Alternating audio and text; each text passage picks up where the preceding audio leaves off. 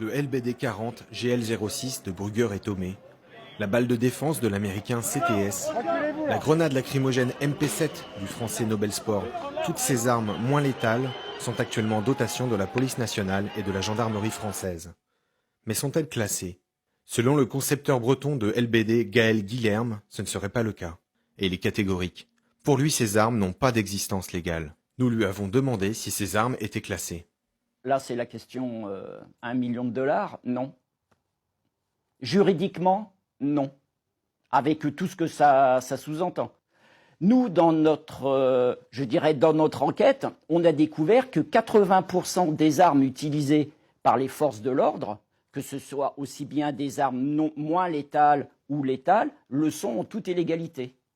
Le Code de la sécurité intérieure précise bien que les lanceurs de grenades de 56 mm et leurs munitions doivent entrer dans la classification A2, ainsi que les lanceurs de grenades de 40 mm et leurs munitions, également utilisés comme lanceurs de balles de défense en France. Mais selon les informations qui nous ont été communiquées, il reviendrait au fabricant d'effectuer les démarches pour faire classer son arme en A, B, C ou D. En l'occurrence, concernant le très polémique LBD-40, qui chez son fabricant suisse Brugger et Thomé est appelé Grenade Launcher 06, car c'est en réalité un lanceur de grenades, nous n'avons pu trouver aucune trace d'arrêté de classement sur le site Légifrance. Idem pour les grenades lacrymogènes MP7, fabriquées par le français Nobel Sport. C'est une de ces grenades qui, selon une enquête du Monde, a touché à l'œil le gilet jaune Manuel Couane sur la place d'Italie le 16 novembre dernier. Pourtant, le ministère de l'Intérieur a bien fait savoir dans un courrier du 4 octobre 2019 au juge des référés du Conseil d'État qu'un fabricant d'armes ne saurait mettre sur le marché un modèle qu'il a développé sans que ce modèle ait, au préalable, fait l'objet d'une décision de classement. Interrogés par RT France, les experts de la Direction générale des armées en charge des classements en A2 n'ont malheureusement pas souhaité faire suite à nos demandes. Toutes les décisions de classement font-elles l'objet d'un arrêté? C'est là que réside l'ambiguïté. Mais il y en a une autre. Selon le fabricant Gaël Guilherme, dont l'entreprise Redcore développe elle-même des LBD, la notion même de létalité réduite n'est pas définie en droit français. Pour le LBD, qui est-ce qui définit l'énergie de la munition?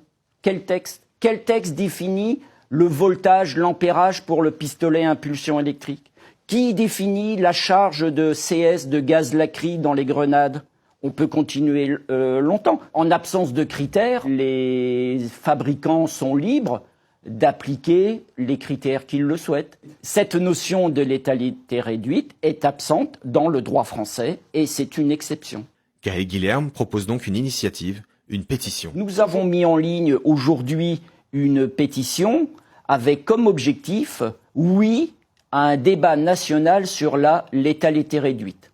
Notre objectif est de recueillir 500 000 signatures afin de saisir le Conseil économique et social, afin d'amorcer justement ce processus législatif. Enfin, le fabricant breton pose la question de la responsabilité de l'administration et adresse un message commun aux blessés et aux policiers. Moi, ce que je peux vous dire, c'est que victimes et tireurs, dans certains cas, doivent faire front commun. Je vais m'expliquer pourquoi. Si le tireur a une arme et une munition qui ne fonctionnent pas bien, ce n'est pas de sa responsabilité. C'est un lampiste.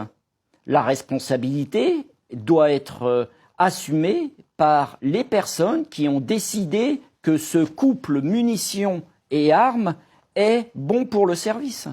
Les personnes qui ont subi de graves dommages irréversibles vont-elles se saisir de ce sujet qui pourrait peut-être leur ouvrir une nouvelle voie de recours? La question n'est pas tranchée, mais contactés par RT France, certains avocats qui les représentent ont marqué leur intérêt.